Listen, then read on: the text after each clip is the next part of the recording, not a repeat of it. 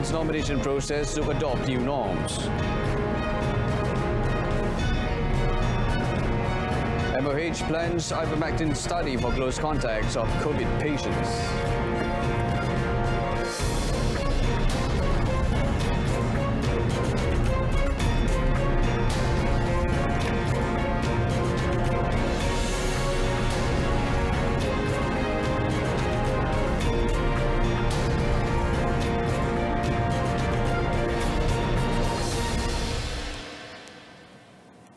Welcome to News at 10 with me, Brendan Lepol.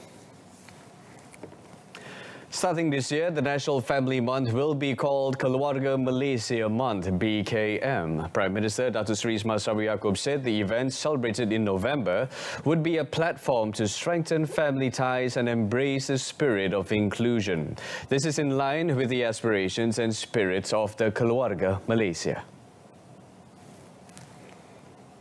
Bulan November setiap tahun diisytiharkan sebagai sambutan Bulan Keluarga Kebangsaan sejak tahun 2012 bertujuan menggalakkan penglibatan semua pihak untuk mengukuhkan institusi keluarga dalam sosioekonomi negara. Keluarga Malaysia bertunjangkan 3 teras utama iaitu keterangkuman, kebersamaan dan kesyukuran yang mempunyai visi jangka panjang untuk memulihkan negara dengan pendekatan kekeluargaan. The Premier said apart from ministries and state governments' participation as the main movers of the program, he hoped that others such as the private sector and the community would also participate in the family well-being program according to their respective capacities. The event was organized by the Women, Family and Community Development Ministry through the Population and Family Development Board, LPP-KN. In another development, Datuk Seri Ismail Sabri emphasized that the government is committed to implementing various initiatives for the betterment of the rakyat's lives. This specifically focuses on those who are disabled, women, elderly and children. Such efforts include the Keluarga Malaysia Foundation, for which 25 million ringgit has been allocated.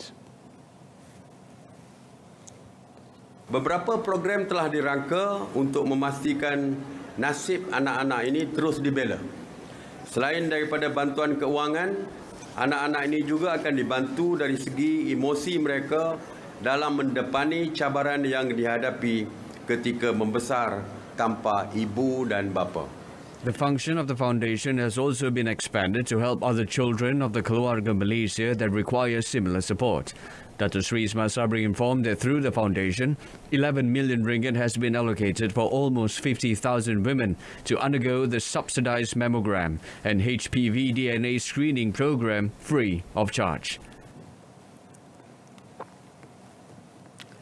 The Priyati rubatanga initiative was established that seriously views current issues regarding the harmony of families in Malaysia. Women, Family and Community Development Minister Datuk Seri Rina Muhammad Harun said the initiative was introduced to enable couples facing family problems to contact the Population and Family Development Board (LPPKN) counsellors directly. The initiative was made possible with the introduction of the toll-free family care at LPPKN hotline 1800-820-300. Kadar perceraian di waktu pandemik ini meningkat. Ya, direkodkan hampir 70,000 pasangan yang merekodkan perceraian dalam tempoh hampir 2 tahun ini. Maka kita perlu untuk mengukuhkan institusi kekeluargaan ini. The ministry has also prepared a psychosocial support service known as the Local Social Support Centre. It is used as an alternative channel of complaints and inquiries for concentrated population areas. Now, gatherings and parading of competing political party supporters are prohibited at all 28 candidate nomination centres throughout the nomination period for the Melaka state election tomorrow. Election Commission EC Chairman Dato' Abdul Ghani Saleh said only 3 individuals, namely the candidate, proposer and seconder, are allowed to enter the nomination centre, which will be open at 9 a.m. This is in line with efforts to conduct the nomination process under new norms in the face of the COVID-19 pandemic. He advised everyone, especially the candidates of political parties, to always adhere to the rules and instructions issued by the authorities. EC has set polling day for Melaka State election on 20th November, nomination day on 8th November, and early voting on 16 November. This follows the dissolution of the State Assembly on 4th October, when 4 assemblymen withdrew their support for Melaka Chief Minister Datuk Sri Sulaiman Mat Ali.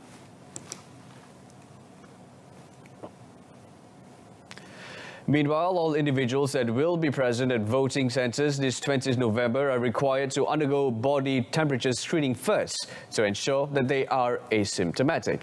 Dato' Abdul Ghani said if they were found to exceed the body temperature threshold, the individual will be separated and placed in a tent with the Health Ministry staff and will still be allowed to vote under supervision. The EC has required all voters to undergo body temperature screening to identify symptomatic individuals, which will be referred to separate tents. They will still be allowed to vote and their voting process will be managed by MOH staff. In addition, for COVID-19 patients under quarantine order and those receiving treatment, their permission to go out and vote is subject to approval by MOH. Dato' Abdul Ghani explained that the EC will update the SOP according to the latest directives under the Prevention and Control of Infectious Diseases Act 1988, Act 342. All 3 incumbent past vice presidents successfully defended their posts in the party's election at the 67th Muktamar General Assembly for the 2021 to 2023 session. They are Minister in the Prime Minister's Department Religious Affairs Idris Ahmad, Terengganu Menteri Besar Datuk Sri Dr. Ahmad Syamsuri Mokhtar and Kelantan Deputy Menteri Besar Datuk Muhammad Amar Nik Abdullah. In announcing the results, past Central Election Committee Deputy Chairman Muhammad Nur Huzaini Abdul Rahman said, based on the election held yesterday, Idris garnered 1,164 votes, Datuk Muhammad Amar 956 votes, while Datuk Sri Dr. Ahmad Syamsuri 778 votes. However, he said former past Central Working Committee member Dr. Muhammad Zuhdi Marzuki was also contested for the post, could only muster 623 votes and failed to qualify. Earlier, Datuk Sri Abdul Hadi Awang and Datuk Sri Tuan Ibrahim Tuan Man retained their President and Deputy President posts, respectively, uncontested. Also winning without contest were Hussein Ismail as Permanent Chairman and Kamal Ashari as Deputy Permanent Chairman.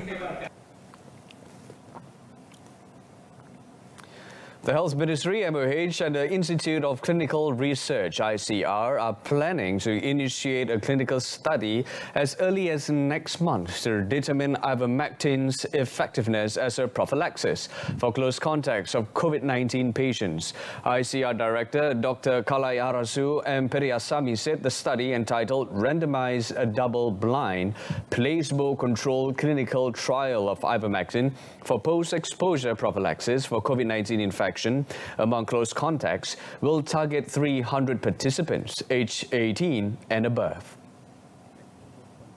Dr. Kalai Arasu added that the participants comprise close contacts of COVID-19 patients from 10 health facilities in several districts in Kedah, Perak, Pulau Pinang and Perlis. He, however, said the research team is currently awaiting the National Pharmaceutical Regulatory Agency's approval to conduct the study.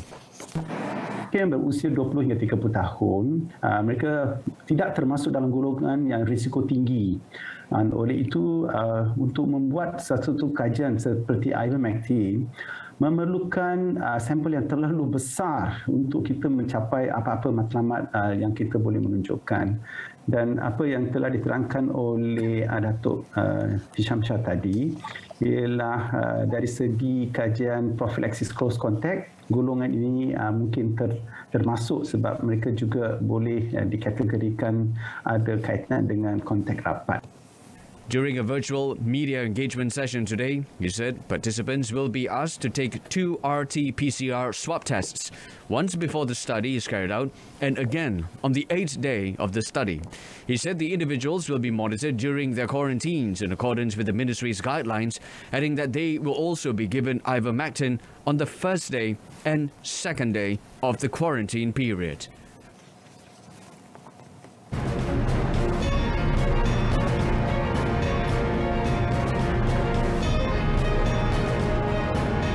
Coming up, welfare for ministers as lease is cheaper than perdana. Stay with us.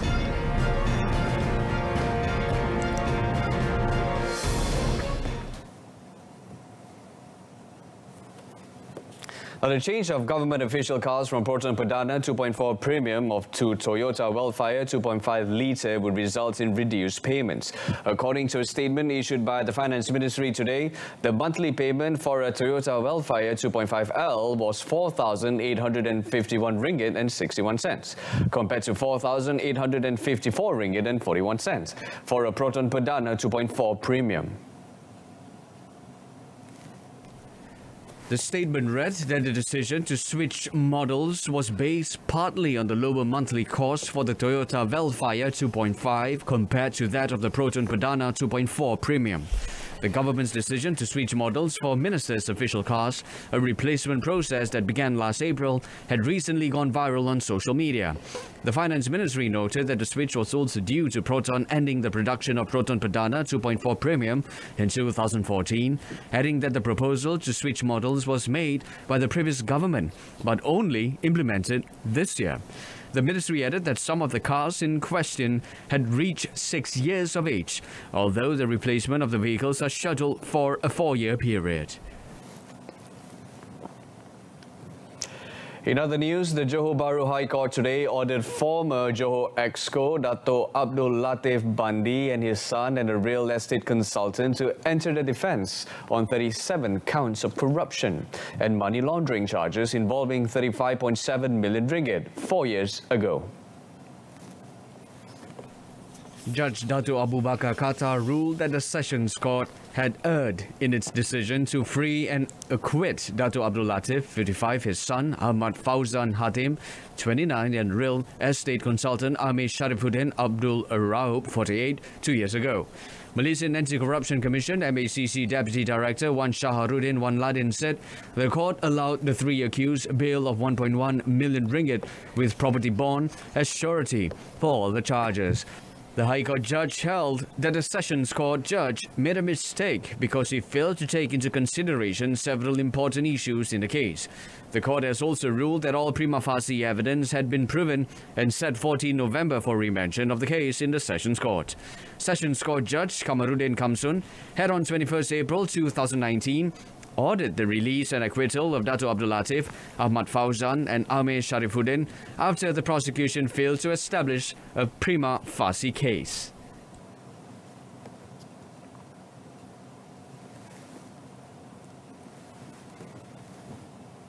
A former convict has been arrested for allegedly breaking into several houses and mosques in Machang and nearby districts in Kelantan.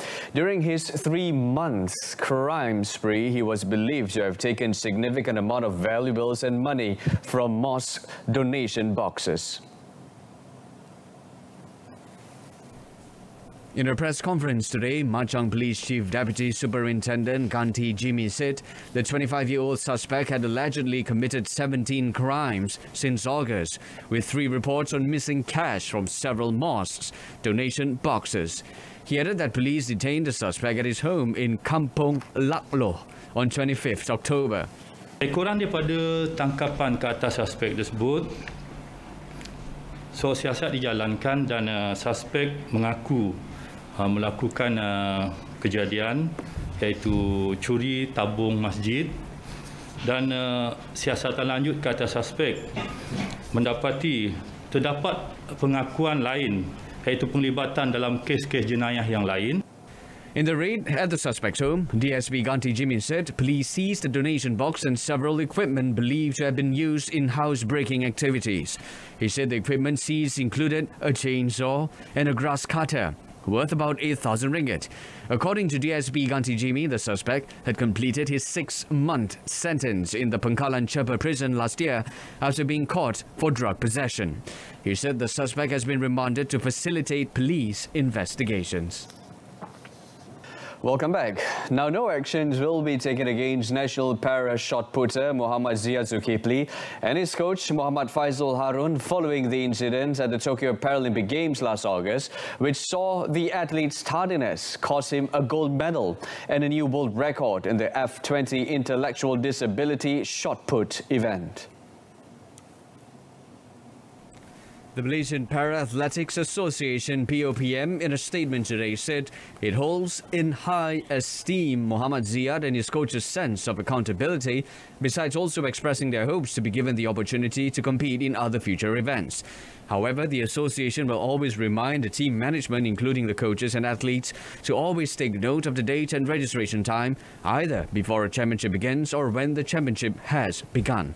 Last Friday, the Youth and Sports Ministry announced that the Internal Investigation Committee formed to unravel the issue and provide closure to Muhammad Ziyad and Muhammad Faizul's punctuality controversy concluded that both individuals failed to show proof that they had arrived at the courtroom on time on competition day. And in badminton, national top men's singles Lee Zijia has a chance to exact revenge when he takes on Loh Kian Yew of Singapore in the final of the Hilo Open in Germany. Previously, Zijia and Kian Yew defeated opponents from India in their respective semi-final matches in Saarbrücken. However, it was not an easy ride for Zijia as Srikanth Kidambi showed his resilience in the first set before the Kedahan player recorded a slim victory 21-19. In the second set, Zijia once again survived the scare as the world number 8 fought back from a 9-15 deficit to catch Srikanth and eventually got lucky to advance to the final after he won 22-20. In the meantime, the world number 40, Kian Yew, continued his fine run in Germany as he defeated Srikanth's compatriot Lakshya Sen 21-18, 21-12 in the other semis. Zijia had suffered a shock defeat to Kian Yew in the first round of the French Open in Paris last week.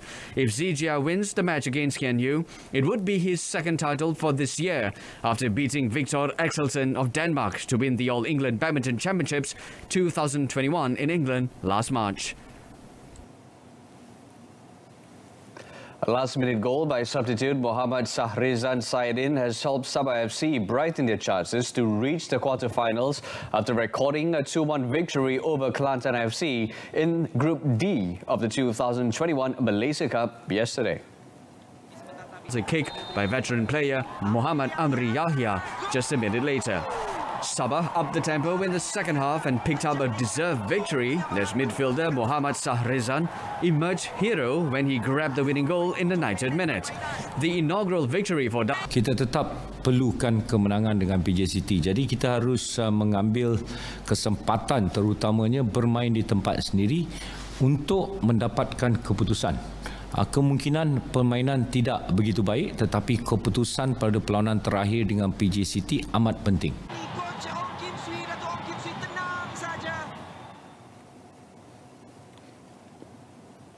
With my players are very happy because they know how to win playing good football. They know how to win fighting. They know how to win equalizing the game, and they know how to win in many ways. So of course, when the players give 100% and they try their best, I'm always happy with them. Jadi keputusan di Stadium Malis Bandaraya. And wrapping up the news at 10. In our top story, Melaka polls nomination process to adopt new norms. Join us again at 12:30 tomorrow afternoon. Till then, I'm Brendan Paul. Stay tuned to Saluran Berita RTM and have a pleasant evening.